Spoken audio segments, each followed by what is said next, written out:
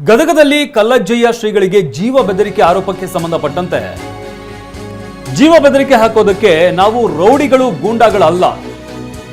ಕಲ್ಲಜ್ಜಯ್ಯ ಶ್ರೀಗಳ ಆರೋಪಕ್ಕೆ ಮಠದ ಟ್ರಸ್ಟಿಗಳು ಸ್ಪಷ್ಟನೆ ನೀಡಿದ್ದಾರೆ. ನಾವೇನು ರೌಡಿಗಳಲ್ಲ, ಗೂಂಡಾಗಳಲ್ಲ. 40 ವರ್ಷದಿಂದ ಮಠಕ್ಕೆ ಎಲ್ಲಾ ರೀತಿಯ ಸೇವೆ ಮಾಡಿದ್ದೇವೆ. ಪ್ರಾಮಾಣಿಕವಾಗಿ ಮಠಕ್ಕೆ ಶ್ರೀಗಳೊಂದಿಗೆ ನಡೆದುಕೊಂಡಿದ್ದೇವೆ. ಆದ್ರೆ ಶ್ರೀಗಳು ಯಾಕೆ ಜೀವ ಬೆದರಿಕೆ ಆರೋಪ ಮಾಡ್ತಾ ಇದ್ದಾರೋ ಗೊತ್ತಾಗ್ತಾ ಇಲ್ಲ. ಶ್ರೀಗಳ ಹೇಳಿಕೆ ಹಿಂದೆ ಬೇರೆ ಶಕ್ತಿಯ ಕೈವಾಡ ಇದೆ ಅಂತ ಶಂಕೆಯನ್ನು ವ್ಯಕ್ತಪಡಿಸಿದ್ದಾರೆ. ಗದಗದಲ್ಲಿ ಟಿವಿ9ಗೆ ಮಠದ 3 ಟ್ರಸ್ಟಿಗಳು ಈ ವಿಚಾರಕ್ಕೆ ಸಂಬಂಧಪಟ್ಟಂತೆ ಸ್ಪಷ್ಟನೆಯನ್ನು ನೀಡಿದ್ದಾರೆ.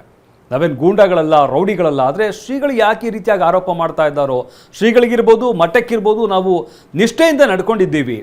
ಆದರೆ ಶ್ರೀಗಳು ಈ ರೀತಿಯಾಗಿ ಆರೋಪ ಮಾಡ್ತಾ ಇರೋದ್ರ ಹಿಂದೆ ಬೇರೆ ಯಾವುದೋ ಶಕ್ತಿ ಇದೆ, ಬೇರೆ ಯಾರೋ ಹೇಳ್ಕೊಟ್ಟಿರ್ಬೋದು. ಅದರಿಂದಾಗಿ ಶ್ರೀಗಳು ಈ ರೀತಿಯಾದಂಥ ಆರೋಪವನ್ನು ಮಾಡ್ತಾ ಇರ್ಬೋದು ಅಂತ ಟ್ರಸ್ಟಿಗಳು ಅನುಮಾನವನ್ನು ವ್ಯಕ್ತಪಡಿಸಿದ್ದಾರೆ. ಹಾಗೆ ತಮ್ಮ ಮೇಲೆ ಬಂದಿರುವಂಥ ಆರೋಪಕ್ಕೆ ಸಂಬಂಧಪಟ್ಟಂತೆ ಸ್ಪಷ್ಟನೆಯನ್ನು ನೀಡಿದ್ದಾರೆ. ನಮ್ಮ ಪ್ರತಿನಿಧಿ ಸಂಜೀವ ಟ್ರಸ್ಟಿಗಳೊಂದಿಗೆ ಮಾತುಕತೆ ನಡೆಸಿದ್ದಾರೆ. ಏನು ಹೇಳಿದ್ರು ಹಾಗಾದ್ರೆ ಈ ವಿಚಾರಕ್ಕೆ ಸಂಬಂಧಪಟ್ಟಂತೆ ಕೇಳೋಣ ಬನ್ನಿ. ಗದಗ ನಗರದ ಪಂಡಿತ್ ಪುಟ್ಟರಾಜ್ ಗವಾಯಿಗಳ ಮಠದಲ್ಲಿ ಈಗ ಸಾಕಷ್ಟು ಟ್ರಸ್ಟಿ ಮತ್ತು ಮಠದ ಪೀಠಾಧಿಪತಿಗಳ ನಡುವೆ ಸಮರ ನಡೆದಿದೆ. ಅದರಲ್ಲೂ ಕೂಡ ಪೀಠಾಧಿಪತಿಗಳಾದ ಕಲ್ಲಯ್ಯಜ್ಜನವರು ಟ್ರಸ್ಟಿಗಳ ವಿರುದ್ಧ ಗಂಭೀರ ಆರೋಪವನ್ನು ಮಾಡಿದ್ದಾರೆ. ಟ್ರಸ್ಟಿಗಳು ನನಗೆ ಜೀವ ಬೆದರಿಕೆ ಹಾಕಿದ್ದಾರೆ ಅಂತನ್ನುವಂಥ ಆರೋಪ ಮಾಡಿದ್ದಾರೆ. ಈಗ ನಮ್ಮ ಜೊತೆ ಟಿವಿ9 ಜೊತೆ ಮಾತನಾಡಲಿಕ್ಕೆ 3 ಜನ ಟ್ರಸ್ಟಿಗಳು ಕೂಡ ಇದ್ದಾರೆ. ಅವರನ್ನೇ ಮಾತನಾಡಿಸೋಣ. ಸರ್ ನಮಸ್ತೆ. ಈಗ ಕಲ್ಲಯ್ಯಜ್ಜನವರು ನಿಮ್ಮ ವಿರುದ್ಧ ಒಂದು ಗಂಭೀರವಾದಂಥ ಆರೋಪ ಮಾಡಿದ್ದಾರೆ. ನನಗೆ ಟ್ರಸ್ಟಿಗಳಿಂದ ಜೀವ ಬೆದರಿಕೆ ಇದೆ ಅಂತ, ಅದರಲ್ಲೂ ಕೂಡ ನಿಮ್ಮ ಹೆಸರು ಕೂಡ ಪ್ರಸ್ತಾಪ ಮಾಡಿದ್ದಾರೆ. ಏನು ಹೇಳ್ತೀರಿ ಅದಕ್ಕೆ? ಅದು ಸುಳ್ಳು. ನಾವಂತೂ ರೌಡಿಗಳೆಲ್ಲ, ಗುಂಡಾಗಳೆಲ್ಲ ನಾವು ಭಕ್ತರು, ಮಠದ ಭಕ್ತರು. ಸುಮಾರು 40 ವರ್ಷದಿಂದ ನಾವು ಎಲ್ಲ ರೀತಿ ಸೇವೆ ಮಠಕ್ಕೆ ಮಾಡ್ಕೊತ ಬಂದೀವಿ. ನಮ್ಮ ಕಡೆಯಿಂದ ಏನು ಸಾಧ್ಯ ನಾವು ಪ್ರಾಮಾಣಿಕವಾಗಿ ಅಜ್ಜಾರು ಕೂಡ ನಡ್ಕೊಂಡ್ವಿ. ಅಜ್ಜಾರ ನಮ್ಮ ನಡುವೆ ಏನಿಲ್ಲ ಇಲ್ಲ. ಇದು ಈಗ 3 ದಿನದೊಳಗೆ ಅಜ್ಜಾರು ಯಾಕೆ ಹೇಳಿದರು ನಮ್ಮ ಹೆಸರು ಅನ್ನೋದು ನಮಗೆ ದಿಗ್ಭ್ರಮೆ ಆಗೈತಿ. ಯಾರು ಪ್ರೇರಣೆಯಿಂದ ಹೇಳಿದ್ರು ನನಗೆ ದಿಗ್ಭ್ರಮೆ. ಅಲ್ಲಿ ಸ್ವಲ್ಪ ಮಠದ ಬಗ್ಗೆ ಲಕ್ಷ ಕೊಟ್ಟು ಅಡ್ಡಾಡವಂದ್ರೆ ನಾನೇ ಒಬ್ಬರು, ತಪ್ಪು ತಿಳ್ಕೊಬೇಡ್ರಿ, ನಾನೇ ಒಬ್ಬನೇ.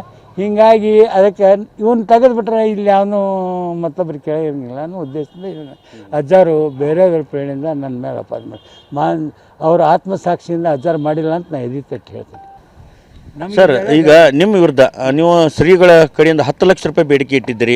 ಆ ಹಣ ಕೊಡದೇ ಇದ್ದಕ್ಕಾಗಿಯೇ ನಮ್ಮ ಮೇಲೆ ಇಲ್ಲ ಸಲ್ಲದ ಆರೋಪ ಮಾಡ್ತಾ ಇದ್ದಾರೆ, ಬೆದರಿಕೆ ಹಾಕ್ತಾ ಇದ್ದಾರೆ ಅಂತ ನಿಮ್ಮ ಮೇಲೂ ಕೂಡ ಆರೋಪ ಮಾಡಿದ್ದಾರೆ. ಏನು ಹೇಳ್ತೀರಿ? ಇಲ್ಲ, ನಾನು ಅವ್ರನ್ನ 10 ಲಕ್ಷ ರೂಪಾಯಿ ಕೇಳಿಲ್ಲ. ನಾನು ಕೇಳುವಂಥ ಪ್ರಸಂಗನೂ ಇಲ್ಲ.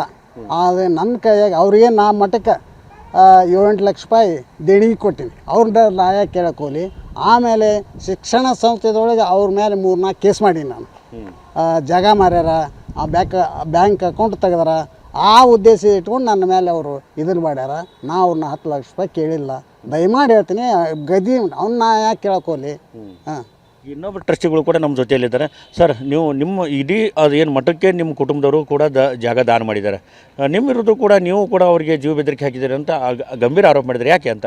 ಶ್ರೀಗಳು ಸುಳ್ಳು ಅಪಾದನೆಯನ್ನು ನಮ್ಮ ಮೇಲೆ, ನಮ್ಮ ಮನೆತನದ ಮೇಲೆ ಮಾಡಿದ್ದಾರೆ ಅವರು.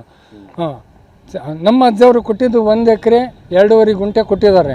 ಆ ಜಾಗದಲ್ಲಿ ನಾವು ಯಾವುದೇ ಥರದಂಥದ್ದು ಏನೂ ಮಾಡಿಲ್ಲ, ನಾವು ಕೇಳಕ್ಕೂ ಹೋಗಿಲ್ಲ.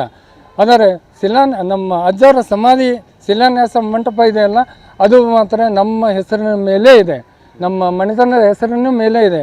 ಅದರಲ್ಲಿ ನಾವು ಶಿಲಾನ್ಯಾಸವನ್ನು ಈಗ ಮೊದಲಿನ ಮಜ್ಜಿಯವರು ಅದನ್ನು ಕಟ್ಟಿಸಿದ್ರು. ಅದು ಶಿಥಿಲಾವಸ್ಥೆಯಲ್ಲಿ ಬಂದದಿಂದ ನಾವು ಹೊಸದಾಗಿ ಕಲ್ಲಿನ ಮಂಟಪ ಒಂದು ಶಿಲಾನ್ಯಾಸವನ್ನು ಮಾಡಿದ್ದೇವೆ. ಅದರ ಲೋಕಾರ್ಪಣೆಯನ್ನು ನಮ್ಮ ಮನೆತನದ ಖರ್ಚಿನಿಂದಲೇ ಮಾಡಿದೆ. ಎಲ್ಲವನ್ನೂ ಅದು ಮಾಡಿದೆ. ಅದಕ್ಕೆ ಧಕ್ಕೆ ಆಗುತ್ತೆ, ನೀವು ಅಲ್ಲಿ ಬಾವಿ ತೆಗಿಬೇಡ್ರಿ ಅಂದ್ರೆ ನಾವು ಇಲ್ಲೇ ತೆಗಿಯೋರು ಅನ್ನೋದು ಬಂತು. ಕ್ಯಾಮ್ರಾಮನ್ ಶಂಭು ಜೊತೆ ಸಂಜು ಪಾಂಡ್ರೆ, ಟಿವಿ9 ಗದಗ.